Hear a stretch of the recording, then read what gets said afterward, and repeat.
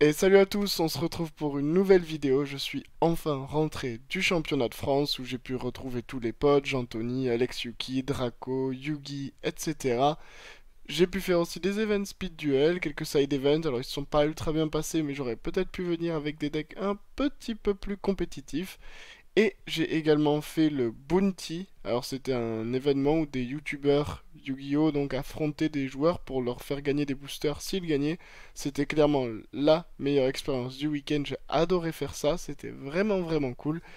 Mais on passe maintenant à la raison de cette vidéo, c'est-à-dire un deck speed duel. Vous l'avez vu dans le titre, on va parler des protecteurs du tombeau et je pense du meilleur deck actuellement dans le jeu. Allez, on commence tout de suite. C'est la decklist.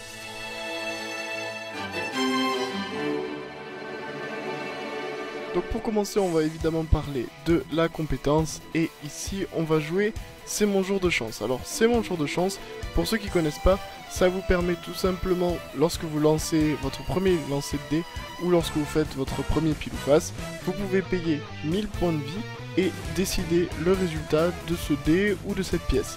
Donc c'est très puissant avec certaines cartes du deck et je vais vous montrer tout de suite pourquoi. Mais avant de passer au véritable combo clé avec la compétence, on va parler d'abord de la base des decks protecteur et tombeau. Donc évidemment, je vais jouer le recruteur protecteur et tombeau en 3 fois. Le recruteur, c'est très simple, quand il est envoyé au cimetière et que vous le contrôliez, vous pouvez tuto, donc aller chercher de votre deck et l'ajouter à votre main, un protecteur et tombeau. C'est très puissant dans le deck, ça vous permet de récupérer vos combos en main et aussi de réduire la taille de votre deck pour piocher plus rapidement la carte que vous voulez. Je joue également 3 attaquants en embuscade, tout simplement parce que on ne joue pas la carte de terrain, donc on n'a pas le boost d'attaque et de défense, donc c'est vrai qu'avoir un monstre à 1700, ça peut être toujours utile. En plus c'est un protecteur du tombeau, donc vous pouvez le récupérer avec le recruteur, ça permet de démarrer d'autres de vos combos, donc c'est très puissant. On va maintenant parler du boss monster des protecteurs du tombeau, c'est-à-dire le devin. Alors, si vous ne connaissez pas le devin, c'est très simple. En gros, pour chaque protecteur du tombeau que vous allez sacrifier lorsque vous l'invoquez, vous allez pouvoir activer un ou plusieurs de ses effets. Le premier, c'est tout simplement de booster son attaque de 100 fois le nombre d'étoiles des monstres sacrifiés. L'autre, c'est de baisser de 2000 d'attaque et de défense les points de tous les monstres adverses face recto. Et le troisième, c'est de détruire tous les monstres face verso contrôlés par votre adversaire.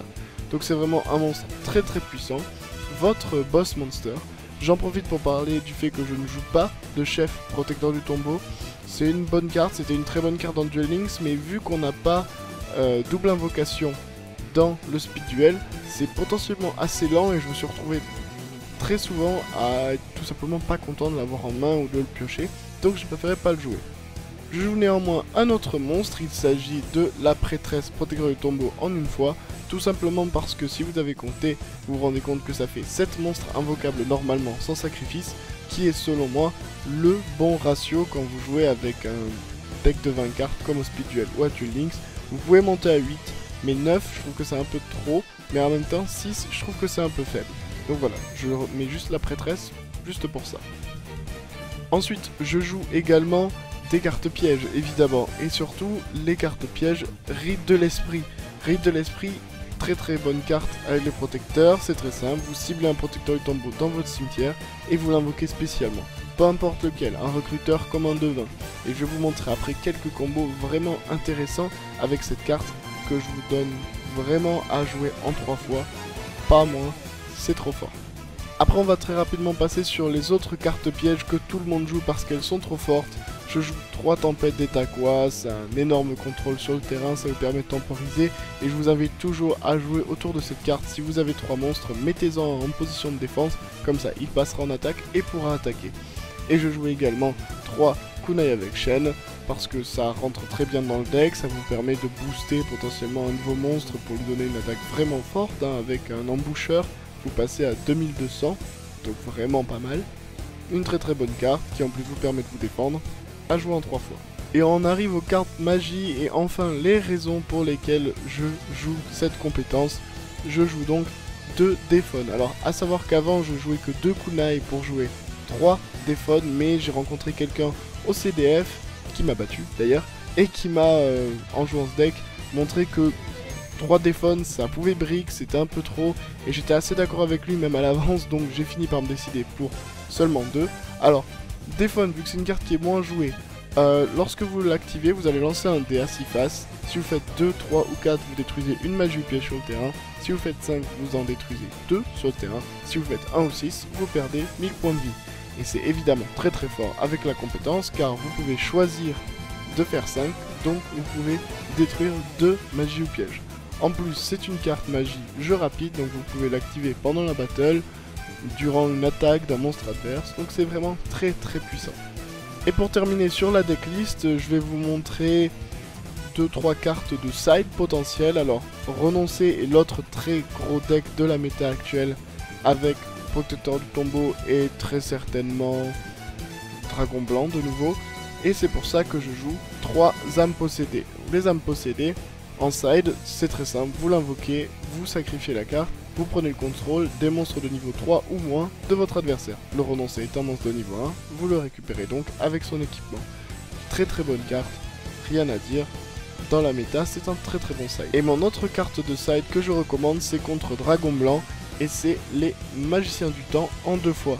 Alors pourquoi je joue ça? Tout simplement parce qu'avec C'est mon jour de chance, vous pouvez payer 1000, choisir le résultat du pile ou face, et comme vous le savez, si vous gagnez le pile ou face avec Magicien du temps, vous détruisez tous les monstres sur le terrain de l'adversaire.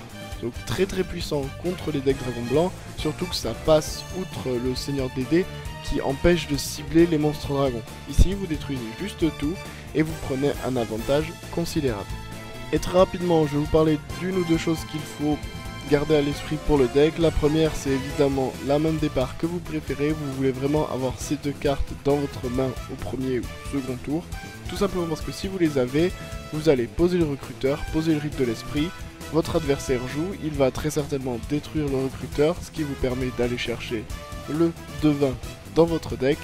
Ensuite, c'est à vous, pendant donc votre main phase, vous utilisez le rite de l'esprit, vous réinvoquez le recruteur, vous sacrifiez le recruteur pour invoquer le devin.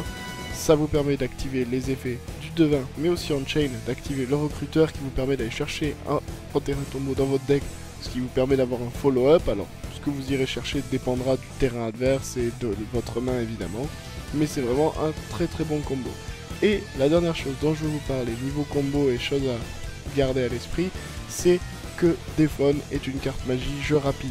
Et ça c'est très puissant, ça veut dire que vous pouvez la poser et l'activer pendant le tour de votre adversaire. Ça veut dire que potentiellement pendant qu'il attaque ou lorsqu'il finit son tour et que ses cartes magie et pièges posées ne sont pas activables car il vient de les poser, vous pouvez les détruire sans prendre le risque que votre adversaire chain quelque chose, voilà. Et par exemple, pour donner un autre exemple d'utilisation, si vous jouez contre un renoncé, vous allez pouvoir utiliser Déphone pour détruire le monstre équipé au renoncé au moment où Déphone est activé. Donc votre renoncé adverse attaque, vous utilisez Déphone, le renoncé adverse devient un monstre 0-0 qui attaque peut-être dans un recruteur à 1500, donc ce sont des dégâts gratuits. Et en plus derrière il est sans protection. Donc une très bonne carte. Réfléchissez bien à comment vous l'utilisez, ça peut vraiment faire la partie à elle toute seule.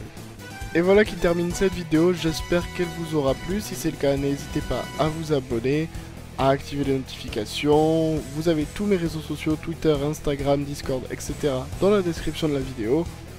Vous aurez très bientôt d'autres vidéos, Speed Duel évidemment et Duel Links. La prochaine sera sûrement du Duel Links, je vais essayer d'un peu alterner.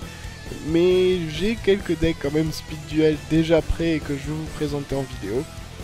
Je vous dis donc à très vite pour une nouvelle vidéo, c'était Ankara, and I'm out.